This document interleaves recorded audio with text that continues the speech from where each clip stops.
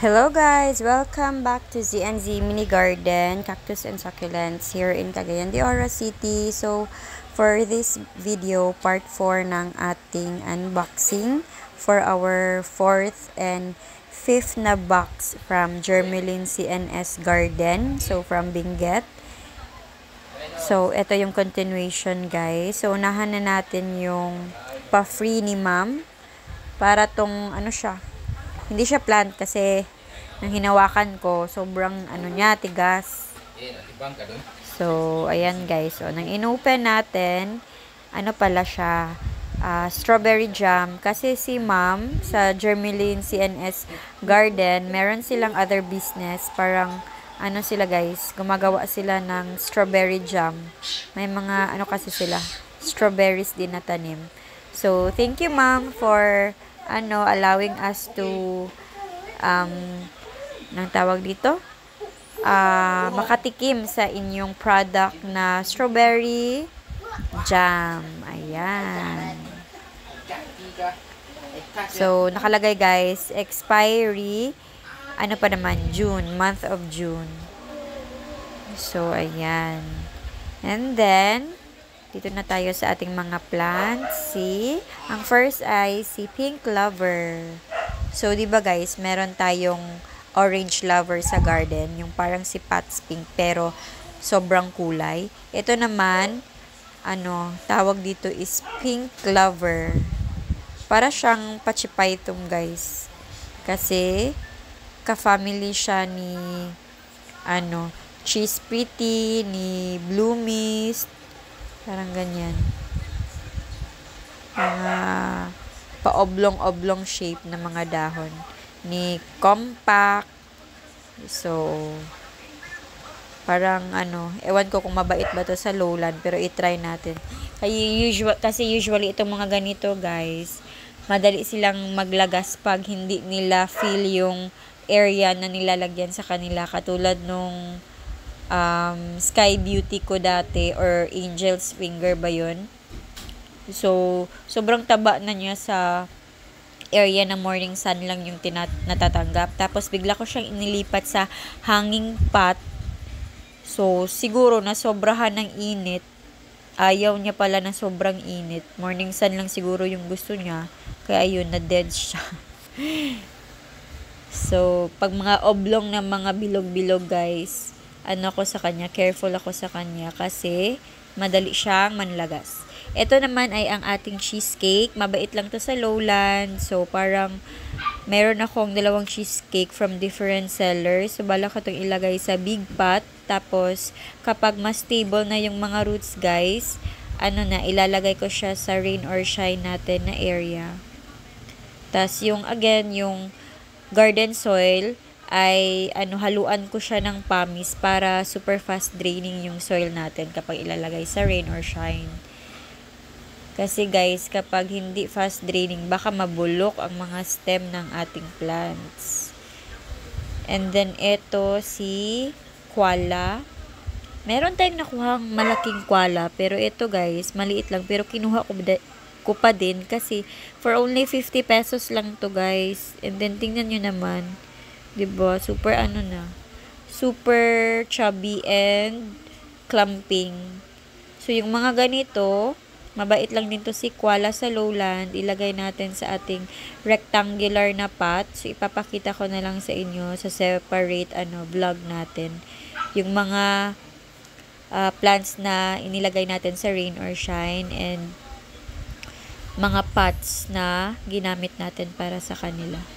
And then, ito guys, yung 5th box. So, last box na to para sa seller na si Ma'am Germelin CNS Garden. So, ang first is, nakuha ko si Pudgy. Medyo kinakabahan ako ni Pudgy kasi chubby siya. So, feeling ko talaga magmashi. Ayan, diba?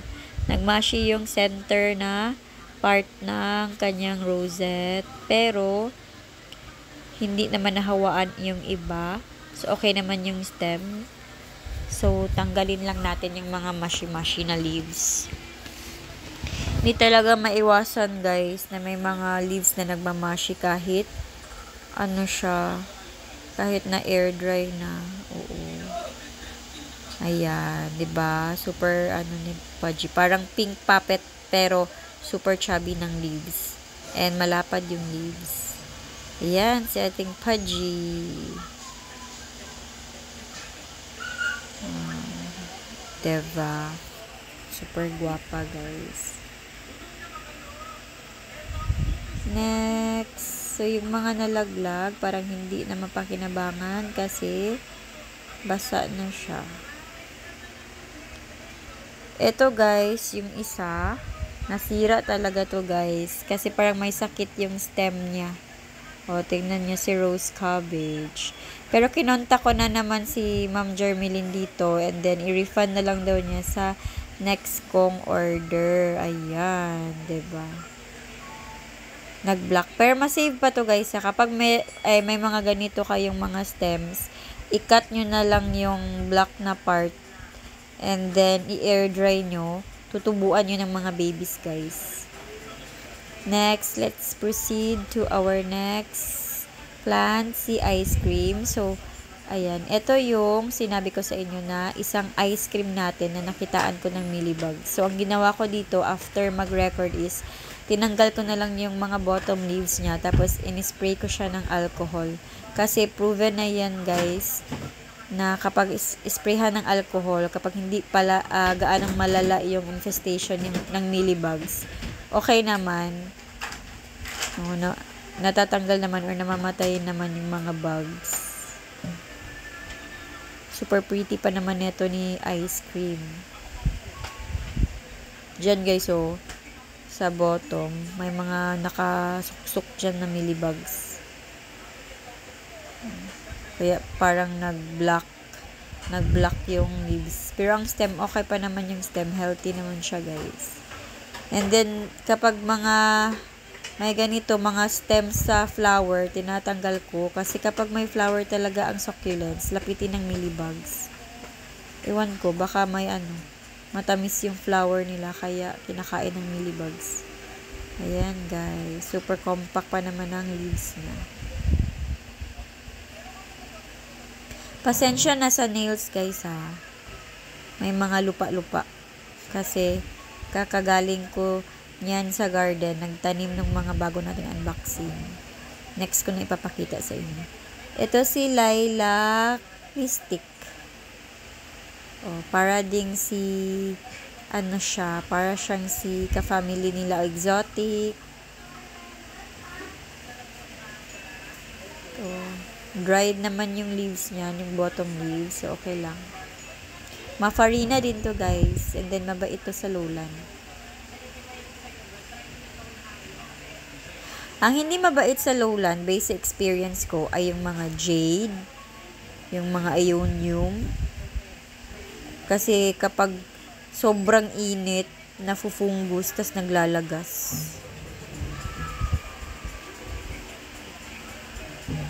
And then parang si clavatum, hindi siya mabait sa lowland. Ito si variegated Hanakaida. Ayan, super guwapa ito guys, super pretty ng kanyang variegation. May mga pa-line-line na pink-pink na pa-white effect. Ayan guys, so super guwapa Hanakaida.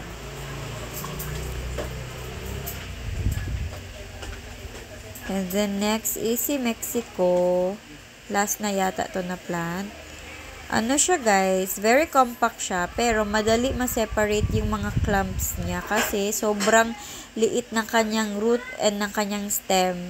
Kapag ganito, kinakabahan ako kasi madali itong magmushy guys kapag na-overwater. So kapag ganito na mga klase, guys, hinahaluan natin ng pangis, yung garden soil natin. Ayan. So, that's all lang guys for this unboxing. And next vlog, ipapakita ko sa inyo ang hitsura nila. After 1 week ko na silang matanim sa pot and mapastable doon sa ating mini garden. So, God bless guys. And don't forget to like, follow, and subscribe to our channel for more updates. God bless! Ito pala guys, mga naipon natin na healthy na leaves and ipropa na lang natin to para madali silang dumami. Bye-bye!